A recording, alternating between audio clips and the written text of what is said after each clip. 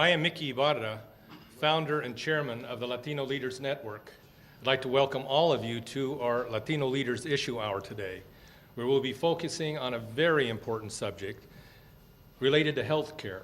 3 devastating diseases that are impacting the Latino community, and we have assembled a wonderful panel to assist us in examining some important questions as it relates to the progress made perhaps, but remaining challenges, and consider the recommendations made for addressing diabetes, also AIDS, as well as mental health issues in our community.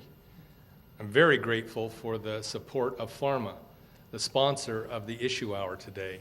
And I'm also delighted that David Ramirez, who is the most senior associate at Mickey Ibarra Associates, who really helps our clients with healthcare issues, with telecommunication issues, as well as entertainment issues for Mickey Ibarra Associates. David, a proud native of the state of Maryland, also served with Congressman Joe Baca, currently the chair of the Congressional Hispanic Caucus, assisting him with a number of important issues, but also serving as Joe Baca's liaison for the Congressional Hispanic Caucus activities. So David has agreed to be our moderator today. We're very pleased for that, and I'll turn the program over to David and just mention that we're looking forward to all of you joining us. I hope you'll be able to for our reception that precedes our Latino Leaders Luncheon. Our special guest, of course, today, Oregon State Superintendent of Public Instruction, Susan Castillo. Again, thanks for joining us for our Issue Hour. David? Thank you, Mickey. Thank you for giving me the privilege of moderating this distinguished group of panelists today. I'd also like to remind everyone that the Latino Issue Hour will be broadcast by HITN TV and carried by cable, satellite, and dish to a network of over 14 million subscribers. As Mickey had mentioned, our sponsor today is PhRMA, and I'd like to thank them for their support, their continuing support. PhRMA has been a longtime friend of the Hispanic community and continues to provide access and opportunity to those that need it most. And again, we are very appreciative of their support today. Our first panelist this morning is Dennis De Leon, President of the Latino Commission on AIDS. Since assuming leadership of the agency in 1994, the organization has developed several initiatives to address HIV/AIDS in the Latino community. Mr. De Leon also serves on the Civil Complaint Review Board as a Manhattan delegate in the review of allegations of police misconduct. Prior to the Latino Commission on AIDS, Mr. De Leon served as chair commissioner for the New York City Commission on Human Rights from 1990 to 1994. The commission was a $20 million agency that enforced the city's human rights laws and helped increase cooperation between diverse ethnic, racial, and other communities of interest. He also served as deputy borough president for Manhattan and senior assistant corporation counsel for the city of New York from 1982 to 88, overseeing civil rights laws, enforcement, and the representation of uniformed officers. It gives me great pleasure to introduce Mr. Dennis De Leon.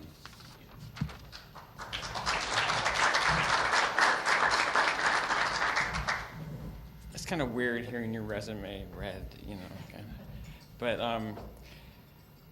I know that everyone here is familiar with the fact that HIV is a problem in the Latino community. But I suspect that not many people realize the directions of the epidemic and the lack of change in the profile of those who are HIV positive every year and those who are developing AIDS. We have maintained at about 20% of new infections for the past 5 or 6 years. So we're below the white community's rate is something like 4 out of 100,000. We're about 26 out of 100,000. The black community, of course, is what's in the news and is much higher, but we have this kind of awkward middle position where we have difficulty bringing attention of policymakers and decision makers to our needs. And what are our needs? Our needs are the fastest growing population of new infections in our population is among Latinas. Latinas who do not see themselves as being, quote, at risk, close quote. In fact, the very term at risk is seen by many as a kind of insult to their propriety as a woman, as a mother, or as a family member.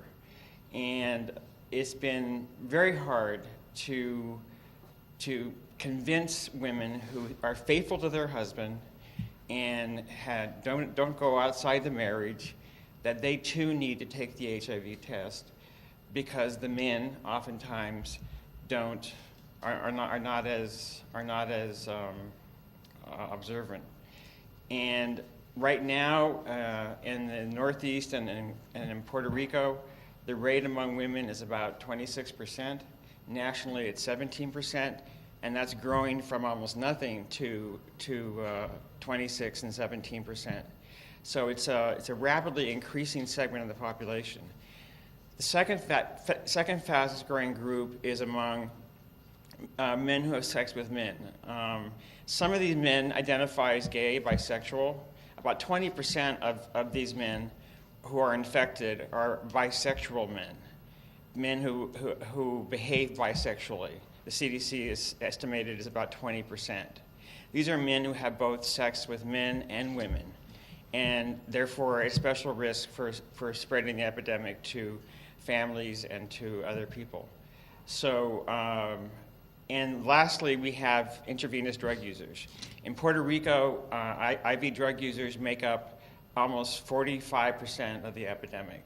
If you were to look at the country from the eastern seaboard to Puerto Rico, you see one kind of epidemic as compared to the Southwest, the West Coast, and even the Midwest.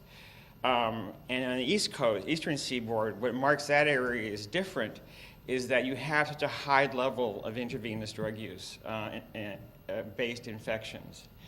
So those states that have adopted needle exchange programs have seen sharp declines in new infections among intravenous drug users.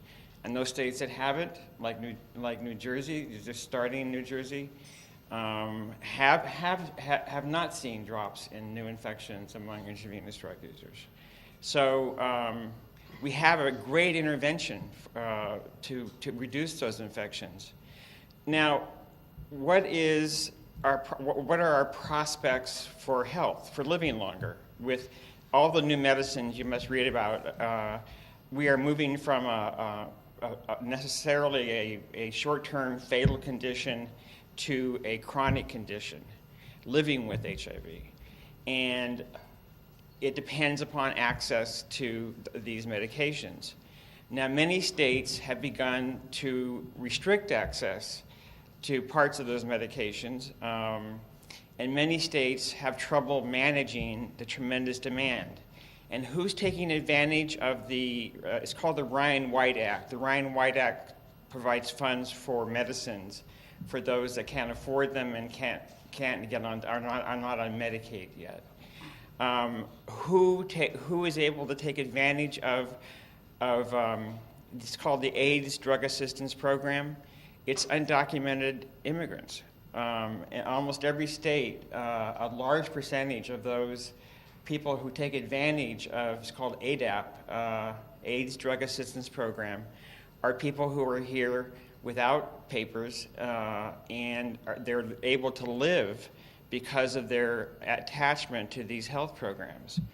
No state to date has barred immigrants from accessing this program, and they have the right to do. They have the right to do whatever they want with the money, but no state has so far gone to that point. So it's a very important program, one which was the scene of a big battle in Congress this last year, and one that is not over because there's still a need for greater funds.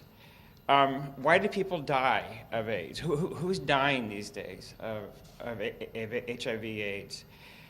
primarily, when you look at the numbers, in the Northeast and in Puerto Rico, it's 50% of the deaths are among men and women who were former intravenous drug users. And why should they be more likely to die than other people? Partly because doctors don't know how to take care of intravenous drug users, and partly because of the stigma associated with intravenous drug use. Secondly, on the West Coast and in the Southwest, deaths are primarily among men who have sex with men. But in conclusion, I think that one of the biggest battles that we have to fight, aside from delivering the health care and getting people the prevention messages we need, is to get people to address the stigma. Because what stops people from going in to care is stigma. Because people with HIV are viewed as either homosexuals, intravenous drug users, or promiscuous people. So all those identities say, I don't want to get tested because I'm not one of those things. But the reality is, unless you get tested, you can never say you're negative, because you never know. You can never say you can never say you're negative unless you test negative. And I believe that the major focus for every state, every jurisdiction, over the next 5 or 6 years is to make testing part of routine medical care in those states that have a certain level of incidence in the population. To make testing a part of every doctor should be asking all their patients in some states, do you want the HIV test? Patient can refuse. But the more we normalize testing, the less stigma really attaches to it and becomes a source of people not getting tested. Thank you very much.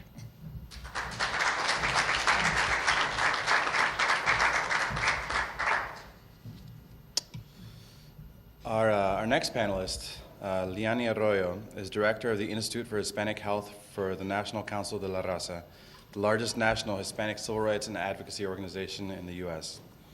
In that capacity, she oversees NCLR's health programs, which include research and analysis of Latino health needs and status, technical assistance to Latino-based communities, and the design of Promotores de Salud initiatives. Ms. Arroyo holds a bachelor's degree in psychology from Wellesley College and a master's degree in public health from Columbia University. She has published Latinos in Georgia, A Closer Look, co-authored with Natalie Hernandez, and The Health of Latino Communities in the South, Challenges and Opportunities. Please help me give a warm welcome to Ms. Liani Arroyo.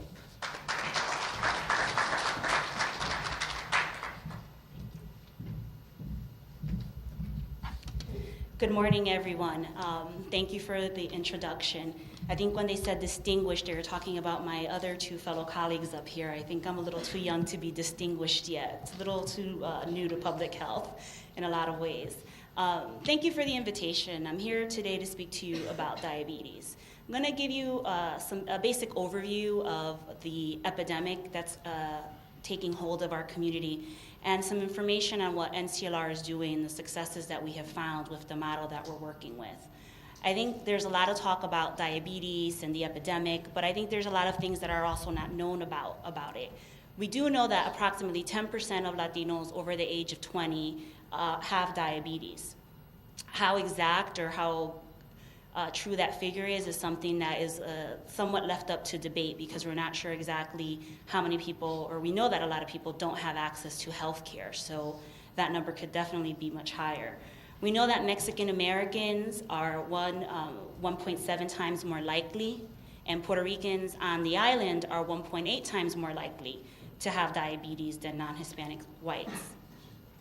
We also know that individuals with diabetes are 2 to 4 more times more likely to develop heart disease or suffer a stroke. We know that cardiovascular disease is the leading cause of death for those with diabetes. It actually accounts for 65% of deaths. But what we don't really always talk about is what is creating these numbers and what is making us have these high rates of diabetes. And that's one of the things that I work a great deal on. Right now, when we're talking at NCLR about the work that we're doing in this area, we're really focusing on what we call the comorbidities. What are the factors for this increasing rate? And one of the big reasons Latinos have these increasing rates of diabetes is the obesity epidemic that's happening in our community. And until we address that issue, we can't fully address diabetes in our community. And that's where we don't know or we don't have a lot of information.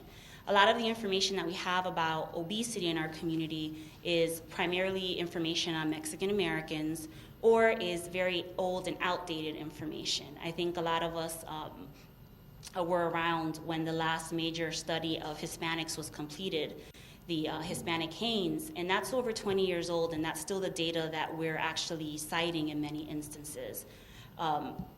In terms of what we do know with regards to Mexican Americans on obesity, we know that they're considerably more overweight or more likely to be overweight. 73.4% of Mexican Americans were overweight in 2000 compared to 62.3% of whites and 69.6% of African Americans.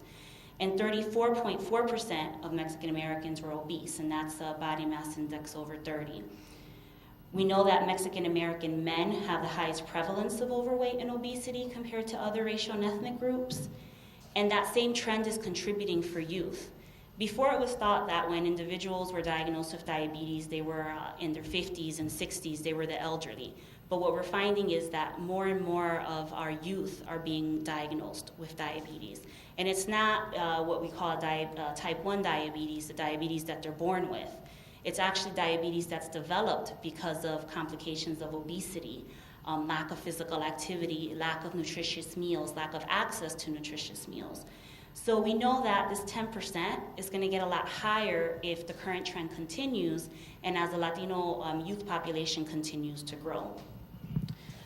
What NCLR is trying to do in this area, along with its partners, is work on a model that can help A, raise awareness so that Latinos are aware that this is a problem, and B, start working on behavior change and making sure that individuals have the knowledge, are able to make better choices, and are supported in those choices in their community and in the surroundings.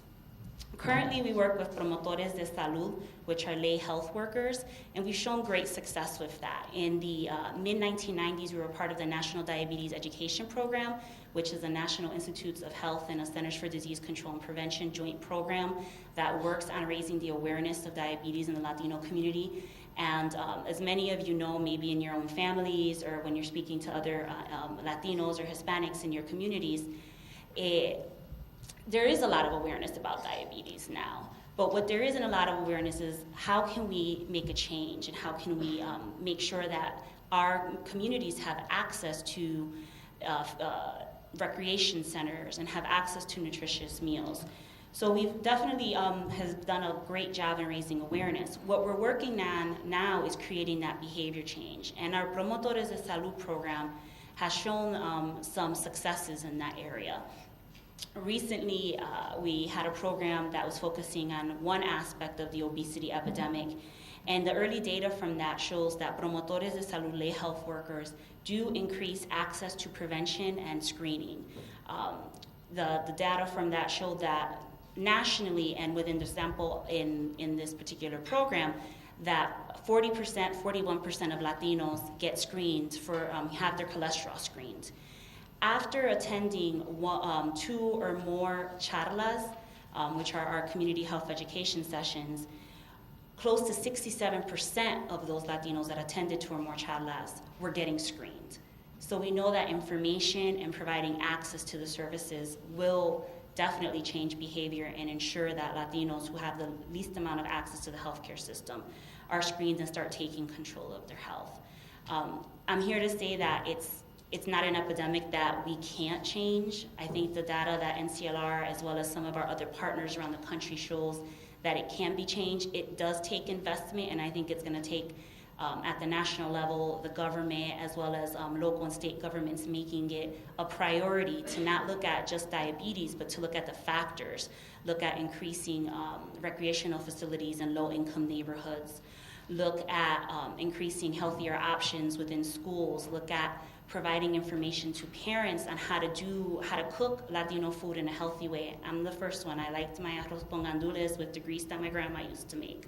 But I know that that's not the healthiest way to eat it anymore. So you've got to sacrifice a little bit of flavor for some health. But it can be done. So I think that's, for us, is the most important, that there's definitely partnerships that have to be made between private industry, the federal government, as well as nonprofits to make sure that we can address this issue because we all have a role in it. Thank you.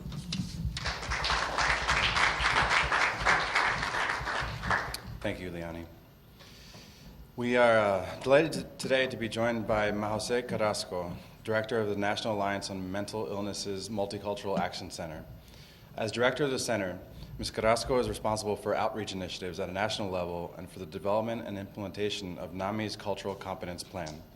As part of the management team, Ms. Carrasco participates in the strategic leadership of the organization and works across NAMI departments to infuse cultural competence throughout the organization. She's an expert on mental health disparities issues and works to raise awareness and address disparities in mental health access and treatment for communities of color. Her duties include program development and administration, drafting policy recommendations, training of NAMI leadership in issues that directly affect people of color, organizing minority mental health events, and providing expertise on disparities in mental health care issues. Ms. Carrasco is currently pursuing a master's degree in public administration and nonprofit management at George Mason University. Please welcome Ms. Jose Carrasco.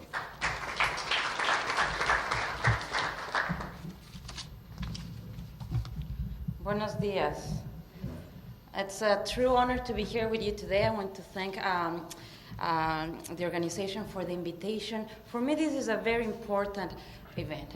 Why? Because for many years, we know that there's a lot of disparities in Latino health around the country.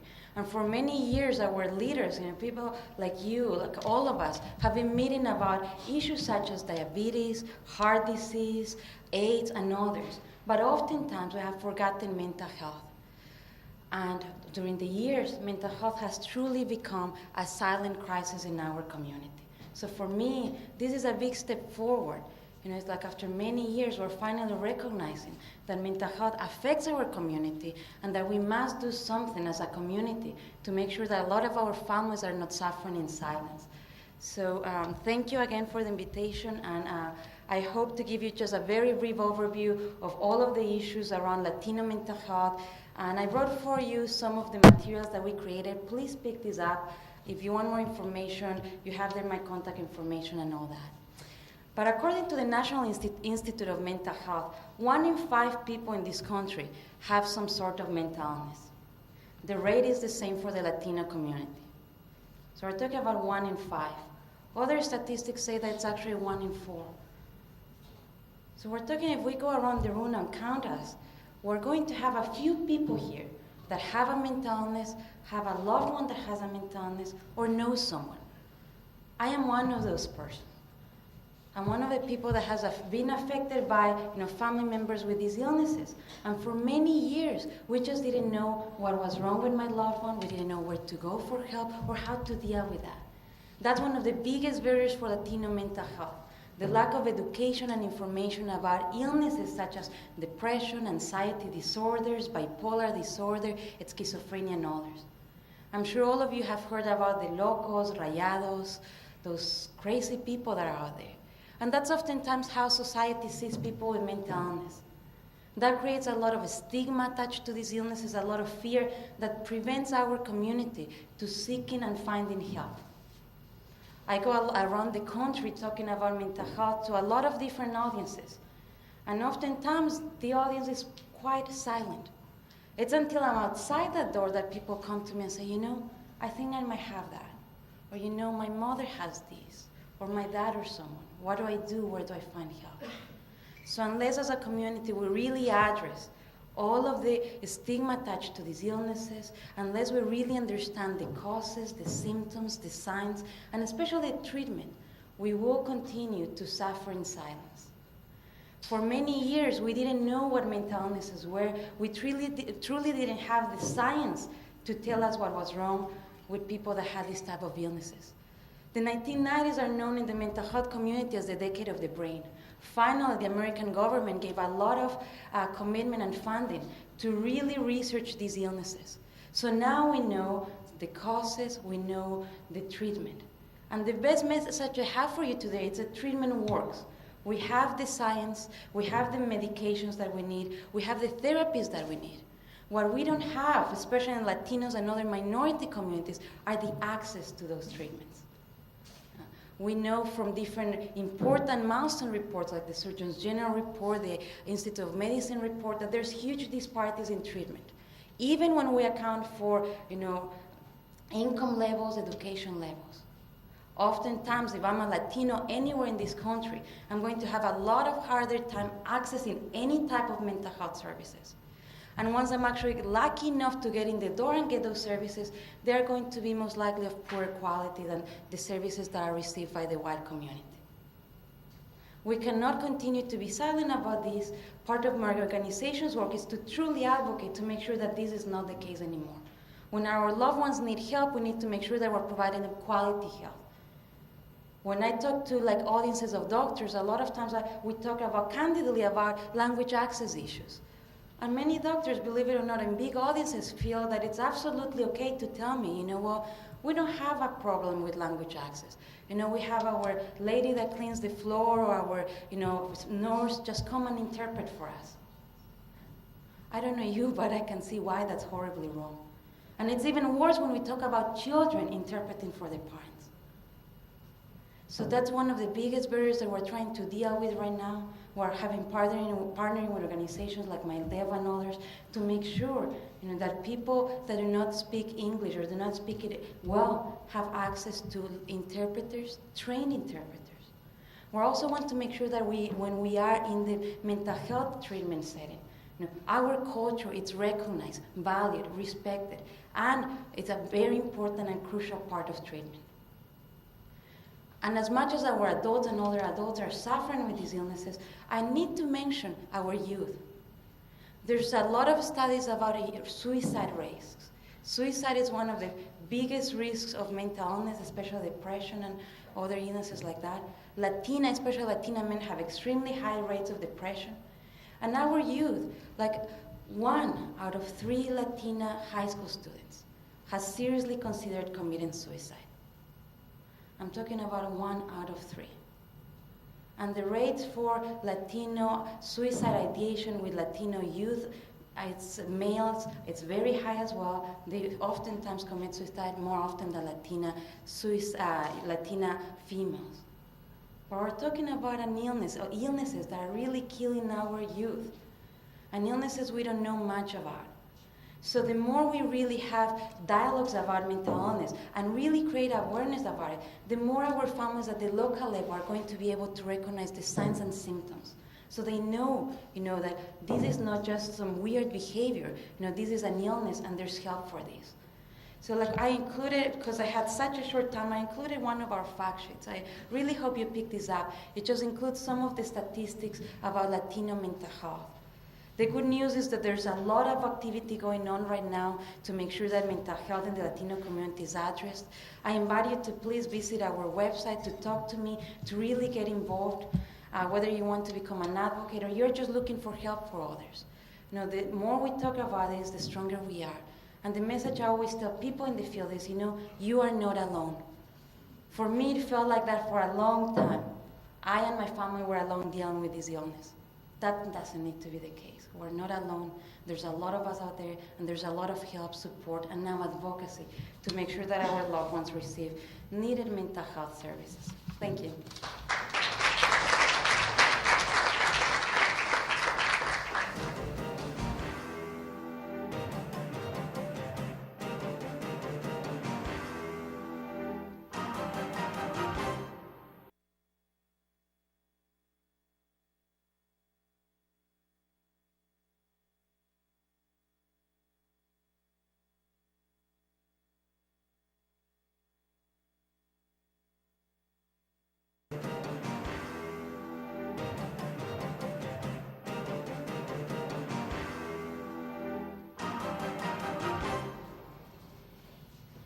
And finally, I'd like to invite our sponsor, Pharma, to speak about ways the pharmaceutical industry is tackling these important issues facing the Latino community.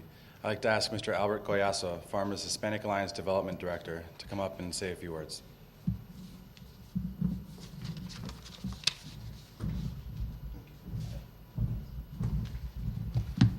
Good morning, all.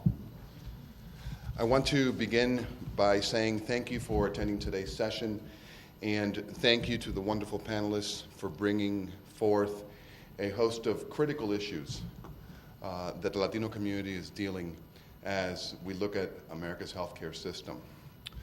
NAMI has been doing some great work, and CLR, Latino Commission on AIDS, and they deserve a round of applause for the good work that they've been doing.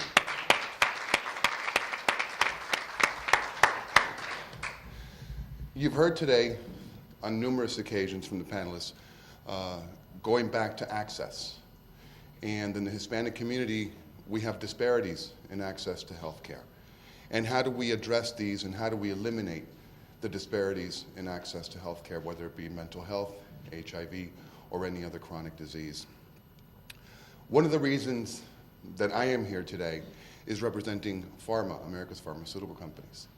As the Hispanic Alliance Development Director for Pharma, I have had the opportunity to travel around to most of our Hispanic communities and see firsthand what those barriers are, and try to work in conjunction with many of you to eliminate these barriers and to ensure that our patients, that our community members have the tools and the resources they need to make informed decisions on their health care. We're also battling to do away with these access issues. And one of the reasons that we're here today is to help all of you access the needed medicines that our community members need. We've heard nearly 40% of Hispanic Americans are uninsured across this country. Well, how can we stay healthy if we have no access to treatments? How can we stay out of hospitals or deep-end care or residential care? How can we be productive members of our communities if we are not healthy? One of the things that we have as Pharma launched is a national campaign, the Partnership for Prescription Assistance, to ensure that all people who have problems affording their medications have access to the medicines and the treatments that they need. Last summer, we launched the Partnership for Prescription Assistance in the Hispanic communities across America. We have a Spanish language spokesperson, Maite Brida, who is traveling the country with us, to ensure culturally competent messaging around the access issues that we've been talking about. One of the things that you may have received today is a PPA brochure. You may have seen Montel Williams on television with a big orange bus. We are crisscrossing the country, talking about the PPA, ensuring people understand they have access to the medicines that they need, no matter what their illness is. It used to be very difficult for providers and physicians to access pharmaceutical assistance programs. It was almost impossible to go through each and every individual program. Now there is one central clearinghouse, 1-800 number, and one website that will access more than 475 public and private patient assistance programs. We have operators trained in any language imaginable, ready and willing to help 7 days a week, 24 hours a day. We need to ensure that our communities have access to the therapies that they need.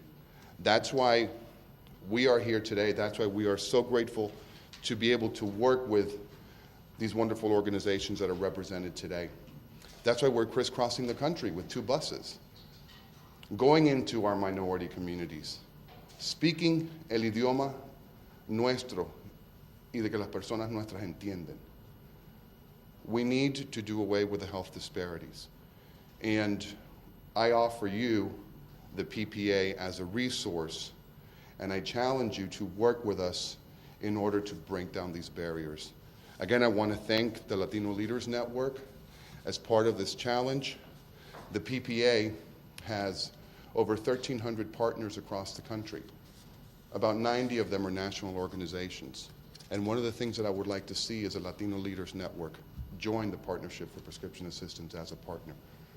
So I look forward to continued working with you, and I think I'll be happy to answer any of the questions you may have.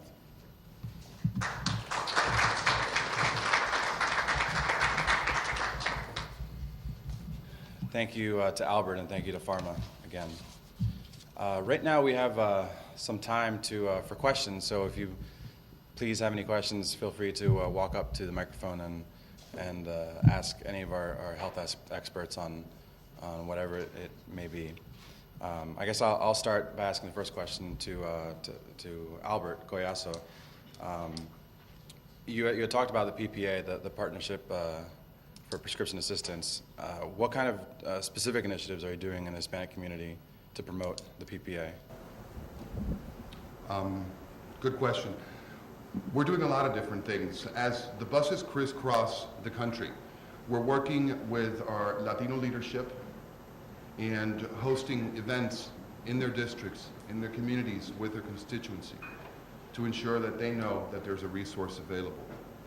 At the same time, we're working with our 1,300 partners across the country to make sure that they have the information and the access that they need to the PPA and the PPA resources. America's pharmaceutical companies are committed to their patient assistance programs. We, likewise, are committed to ensure that our diverse population has access to the needed medications. Let me just say that the PPA program has been absolutely life-saving in Puerto Rico. In Puerto Rico, the healthcare system for people with HIV is collapsing. Lack of access to care and to medicines, because you name the reason, it's happening in Puerto Rico.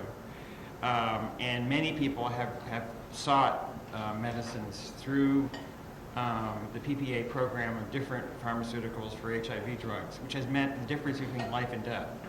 Puerto Rico has the highest death rate after Washington, D.C.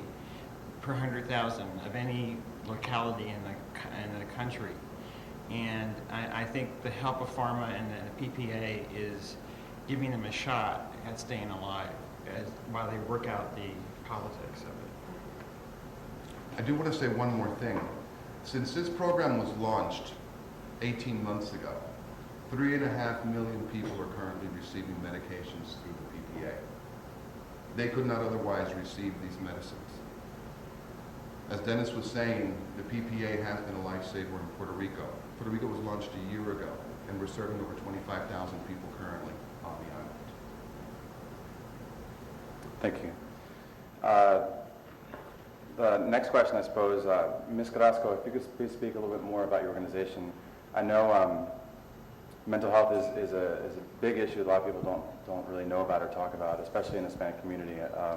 Either they don't know about it or there's an incredible stigma about it, more cultural than anything. But so if you can talk about what programs your organization is or just a little bit more, that'd be great. NAMIT's the National Alliance on Mental Illness. We're a grassroots organization. We have 52 state organizations. That includes the district and Puerto Rico. We have 1,100 plus affiliates at the local level, and we have partnerships with Mexico and other countries in Latin America. So really, what we were created by families of people that had mental illness. So a lot of our work is really to provide education and support for the community. For the Spanish community, for the Latino community specifically, we have education classes for families on what's mental illness, signs, symptoms, how to take care of your loved one, of yourself. For people with mental illness, we have peer services, peer education classes, we have support groups.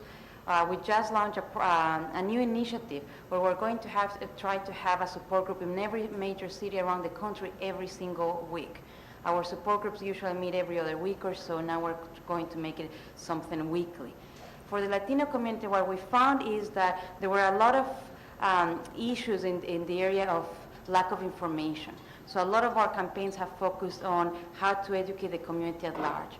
One of the things that we're very proud of is that we have been in partnership with Univision for the last 4 years in the Entérate campaign. I don't know if you are familiar with that, but it's a 5-year awareness campaign. and it includes mental health, so we distribute a lot of information at different fair events through the website, through PSAs, through different venues that they have provided for us. We have a lot of volunteers. We are a volunteer-based organization, so it's just families teaching families, people with mental illness teaching people with mental illness, helping each other find support. And we also do a lot of advocacy. Part of my work as director of the Multicultural Action Center is to focus on disparities issues at the national level. We will also do advocacy at the state level. So our 4 main areas are research, education and support, policy, and then just stigma busting. Thank you very much. Nobody has any questions? Oh, please, if you can go up to the microphone, that'd be great.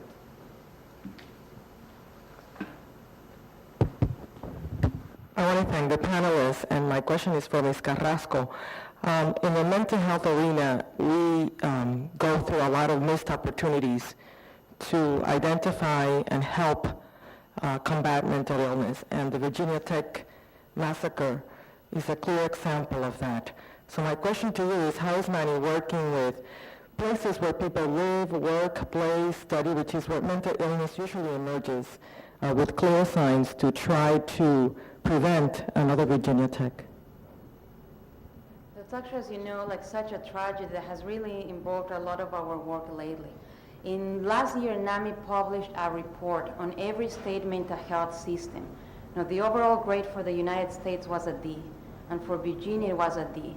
We found that there were systems that were failing people with these illnesses.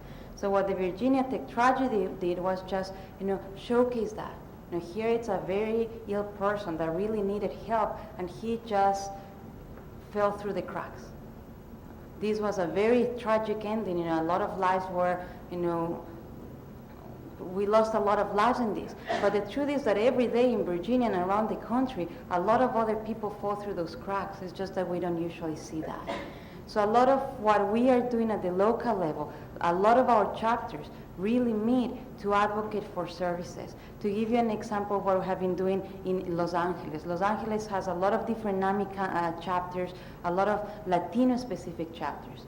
And also Los Angeles has the honor to have the Twin Towers. It's one of the prisons there.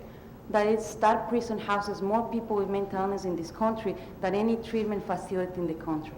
Because a lot of times people with mental illness end up in jails and prisons, end up in a homeless, in the correctional facilities, anywhere but in treatment. So what our members would do is really advocate together, go to the different hearings, go to the judges, go train the police officers. We do a lot of trainings for police officers about how do you respond to a person in crisis. Around the country, oftentimes, because of the law, you cannot commit someone unless they are imminent danger to themselves or others. This forces us as family members to wait until our relative is extremely ill to be able to access some treatment.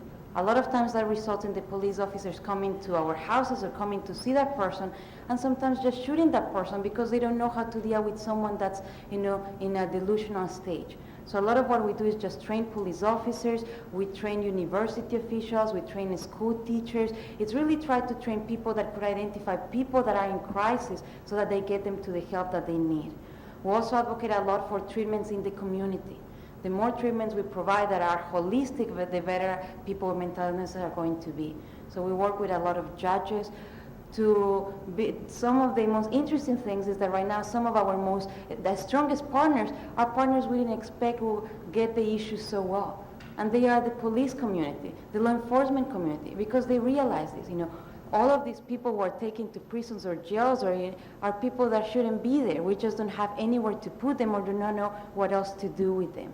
So we have different programs called different names to just train them. One of our most successful programs, and something that we take anywhere we get invited to, it's called In Our Own Voice. It's a program where people with mental illness get trained to share their experience, so that we normalize mental illness.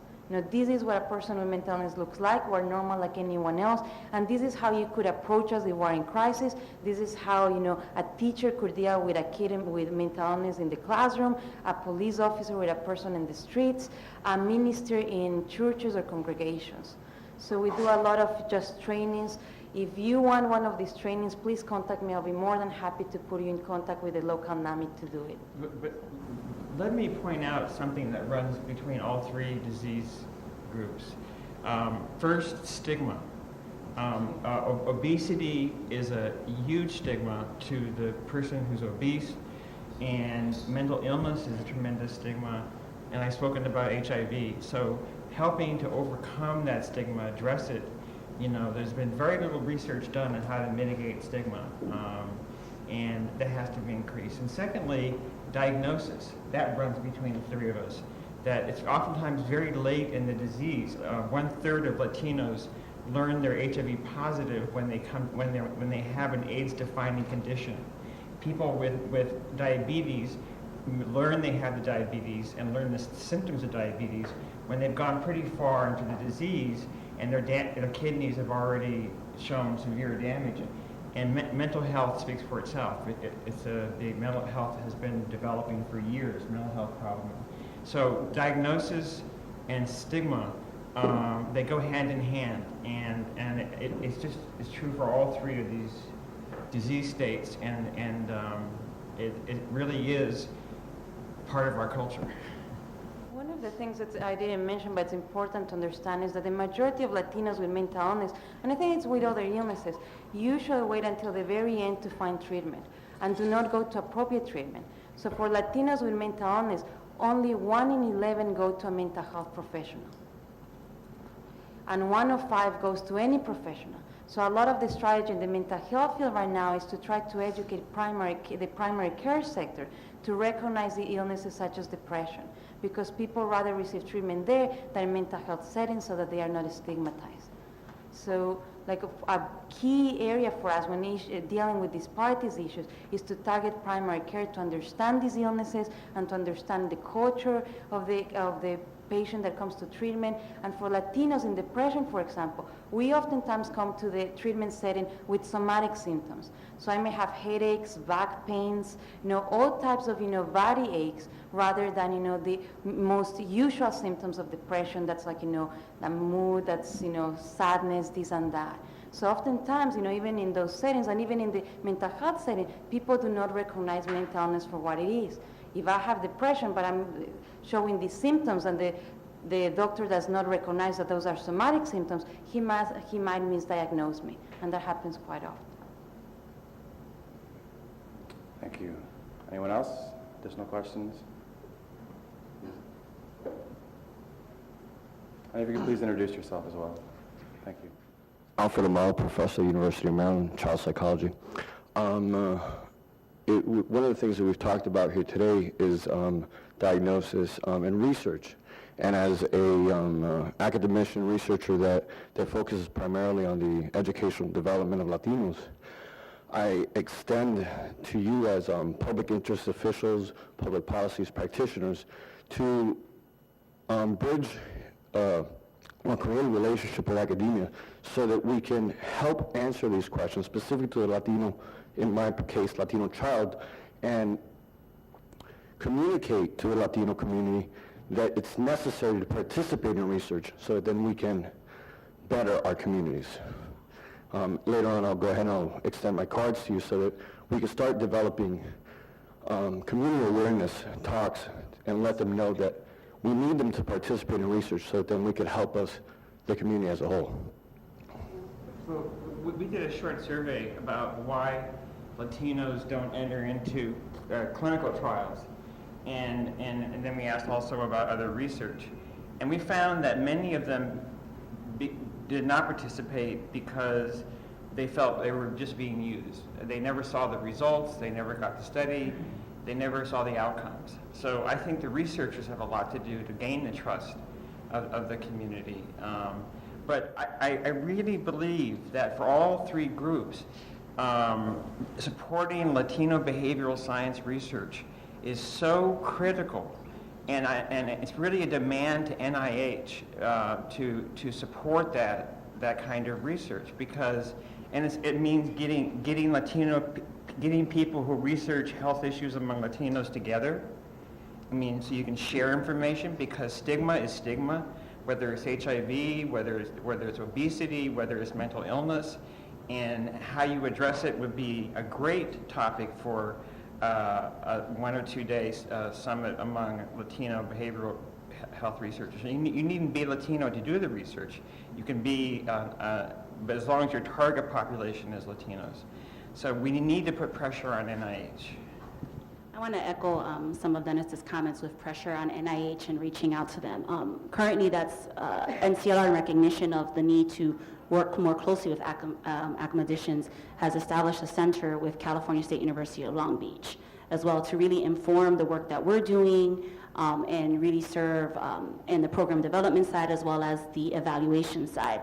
And what we're doing is providing information as well to the National Institutes of Health study of Latinos that's forming and coming together, which is very important study for us. It's a 5-year study following individuals for 5 years on a host of illnesses such as diabetes, cardiovascular disease. We've been working with them to get them to understand the importance of partnering with community-based organizations, and we were very lucky that they have seen the importance of doing that and are now working not only with universities but with local, some of them are our affiliate organizations, and we've been working with them on the national level to help create those connections. But it's important that it's not just a national organization to a national organization, but that it's a sharing of resources that trickles down to the Latino community at the local level to address some of those stigma issues and make sure that the interests of the Latino community are being represented in the research and they're not being used. That also brings to mind a very important issue right now, and that's that everything is moving towards becoming evidence-based. You know, in mental health, unless it's an evidence-based practice, it doesn't get funded and it's not supported. That's extremely it's a huge problem for communities of color. Why? Because oftentimes we're not part of that research. So that we have all of these evidence-based practices in mental health, you know, supportive employment, this and that, but none of those have been validated in the Latino community. So the government is assuming, you know, well, the research shows this works for the majority community, therefore it must work for you. And all of the practices that have been developed at the community level that have proven to work at the Latino community, you know, are just being dismissed or ignored and are not getting funding. So a lot of what we are fighting for, it's like, you know, first for more research, you know, that's community specific, but also for that we not focus so much just on evidence-based practices, but also on practice-based evidence. You know, there's evidences that haven't been researched because they lack the funding for that. We need to face that. It takes a lot of money to become an evidence-based practice, and oftentimes our communities do not have that type of money. They don't have the expertise to go through the process, or quite frankly, they keep applying and they never get the funding that they need for that. So I personally am of the view that we really have to have evidence-based interventions. I think that the days of us pouring money down a prevention hole that we don't have any evidence for that it works, even though it seems good, and the people who are in it like it, the programs like it, they've been doing it for years. I think it's our job with NIH supporting us to develop that evidence, because I don't want to spend money on interventions that have not been validated and it has to be validated on Latinos, you know, on the Latino community, which they're not usually. Like right now, the CDC has 18 approved interventions. I think 3 of them were actually tested out on Latinos. Everything else was African American and white gay men, and that's a crime. It's a crime because we have to adapt it. We have to, you know, without any evidence that it works for Latinos. Yes, sir. Hi, David, if you've got time for one more. Tommaso Soto with the National Education Association. I want to thank the panel. We learned a lot this morning. We can take back to our teachers. I also wanted to pose, I guess, a couple of questions. One, do you know of programs that are appropriate, even at the middle school on up? I think what to add to Dennis's list of cross-cutting points is one of literacy, and that's what we're trying to tackle, of course, in today's schools. But as we work with that, we have an opportunity to have kids learn about health, as you all pointed out. But do you have specific programs that you could share with me so I could take it back to our educators?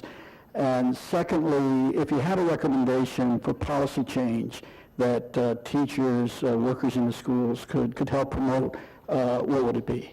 Thank you.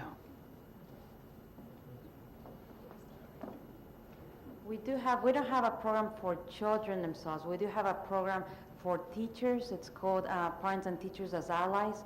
It's an in-service program so that teachers can recognize mental illness and know how to deal with it. We're currently developing a program for young families. So it's to educate and support families of children that have mental illnesses. For us, a big issue related to children's mental health is that you probably have all heard about, we're overdiagnosing our kids. We're giving all of kids out there, ADHD, they all have ADHD. There's a huge issue right now about screening, whether or not we should screen kids in schools or not. There's a lot of mixed messages out there. A lot of the messages come from people that think that mental illnesses do not exist, that psychiatrists are evil, to be quite frankly, and things like that. So you have both extremes of the spectrum fighting here. Our position and what we believe it's important for us to do is to make sure that every child has the opportunity to be screened in school. Before research, we didn't have the research before to know how early mental illness, how early you could be diagnosed. Now more and more research shows that you could develop a mental illness when you are in primary school. Children can have these illnesses. We didn't know that before. So for us, that's very important to know because the sooner we diagnose these kids, the sooner we can get them into treatment.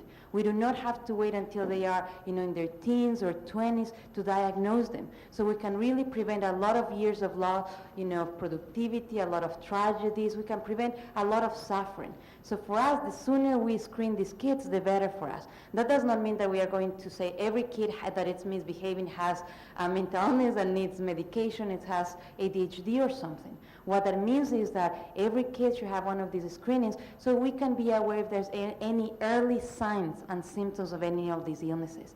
If there are those signs and symptoms, this child should be referred to a professional. We also say, of course, that we cannot screen the kid without the authorization and permission from the parent.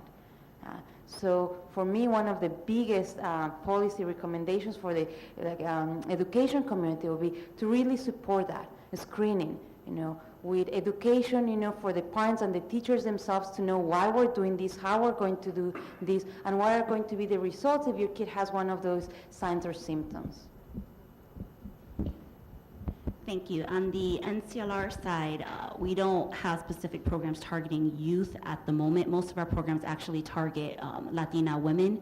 We say Hispanic adults, but primarily Latina women as the gatekeepers in the family.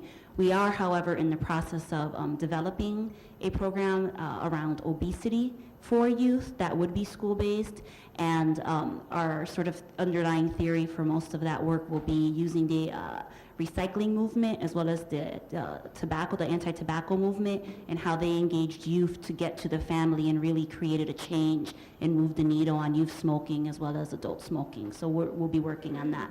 In terms of policy, this is a developing area for us. I think at this moment our biggest policy is access to nutritious meals, both in school and outside of school. And I think as we move more and more forward in this work, we'll be looking at making sure that physical activity is an important component of the school day, not only in the traditional physical education sense, but really getting youth and making sure all youth are involved no matter what their physical condition is. Sex education has never been easy in schools. But in New York City, we've started on a curriculum that is more about disease growth. It focuses on what an infection is and goes from there. So it focuses on the disease states related to sex, and how you transmit diseases, what an infection is. That's like grades 3 and 4, and then it moves up to high school to some pretty open discussions about sex. But it took a long time to have those discussions. So it takes a lot of work and a lot of patience. The advocates are not necessarily happy with what we're doing because it doesn't talk about homosexuality, it doesn't talk about the different groups that are at risk. but it does talk about how the disease is spread, and that's our first step. Thank you very much. For those of you that have additional questions, our experts will be available afterwards. Please go ahead and approach them whenever you feel. Thank you again to our health experts today. And to Pharma for making this all possible. For those of you that RSVP'd, our pre-luncheon reception is about to start, so you'll find people outside to help lunch for you at the reception. Thank you very much.